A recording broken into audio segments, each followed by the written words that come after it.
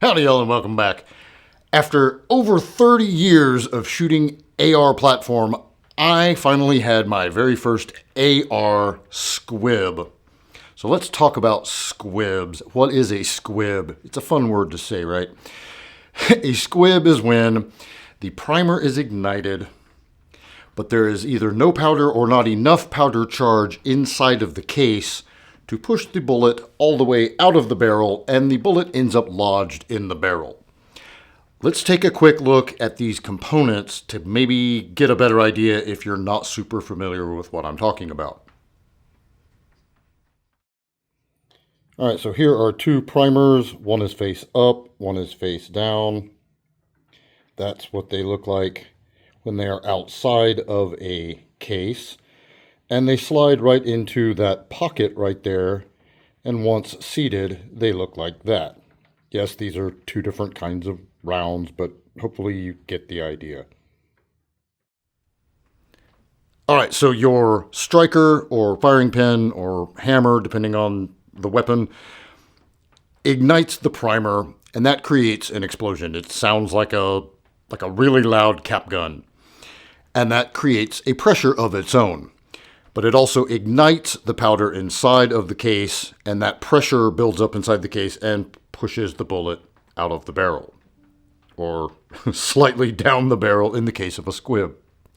So, first two squibs I ever experienced was my very first hand-loaded.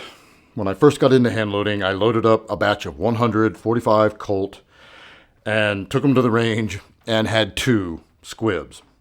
And it was super embarrassing because the first one I was like, what the hell has happened here? And a range officer came over and had a rod and pushed it out. And then the second one I took out a cleaning kit and used the rod and pushed it out. Had to push it backwards because it's a revolver. You can't get in behind it. Preferably you push it out that way.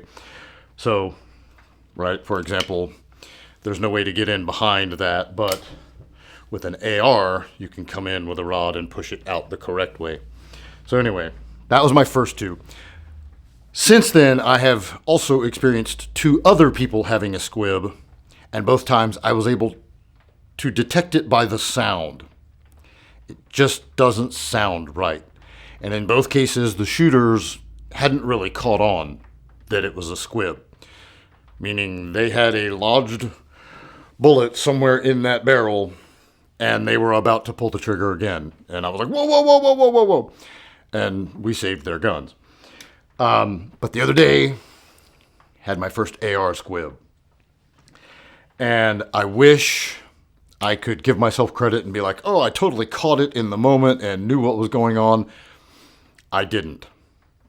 I just didn't. It did sound funky in retrospect, but like muscle memory, instinct, whatever kicked in, and I tried to clear the malfunction. So what happened was I pulled the trigger. I hear a funky, but still kind of loud bang, right? And went to pull the trigger again and got a dead trigger.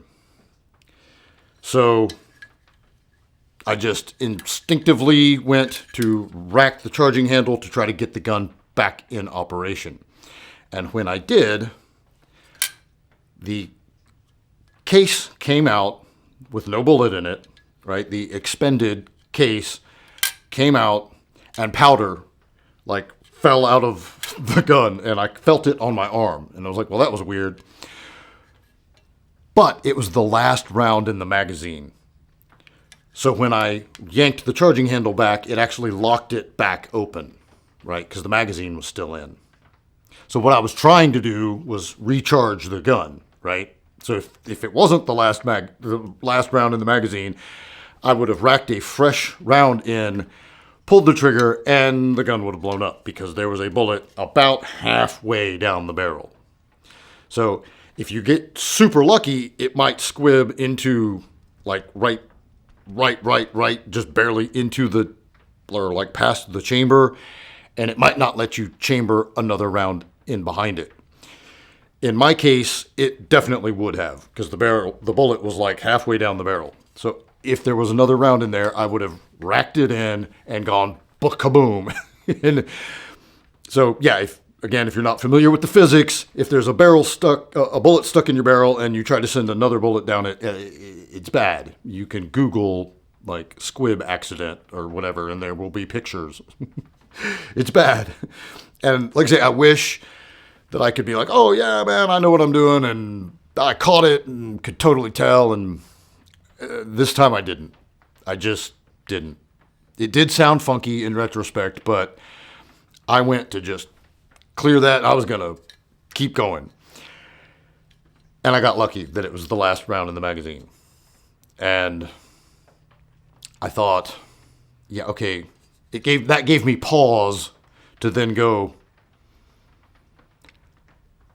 I wonder if that's a squib. And so I got a cleaning rod out, took the gun apart, tried to run it down, and sure enough, the barrel was blocked. So, yeah. And it was a remanufactured, not inexpensive, but on the cheaper end of the spectrum of rounds that I was shooting. Generally, with your higher quality, slightly more expensive ammo, that's not probably going to happen. And it really shouldn't happen with any, but sometimes it does.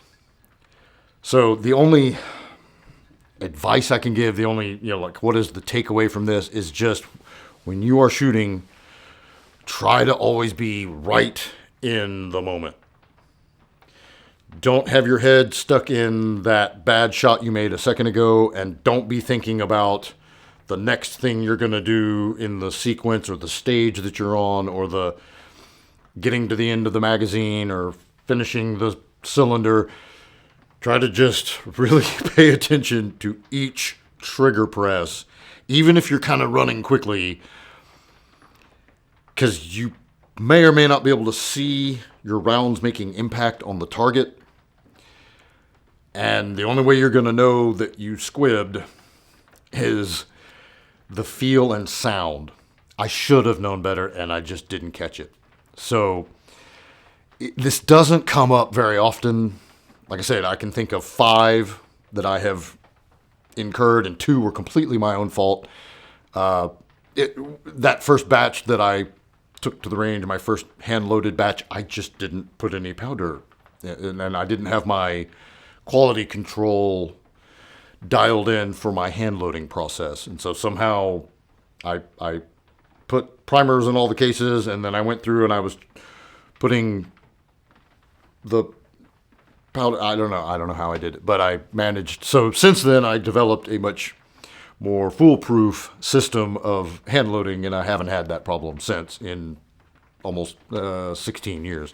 So anyway, that's the takeaway, is just really, really pay attention to each and every shot you take.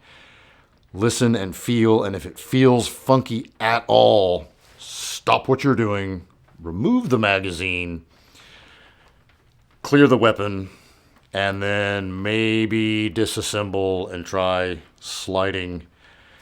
Try to keep a cleaning kit with you at the range, or you can usually borrow one from the range. And just check that barrel and make sure it doesn't have anything stuck inside of it. All right, so that is Squibs. The more you know, right? And that's all I got for this one. Until next time, be easy, y'all.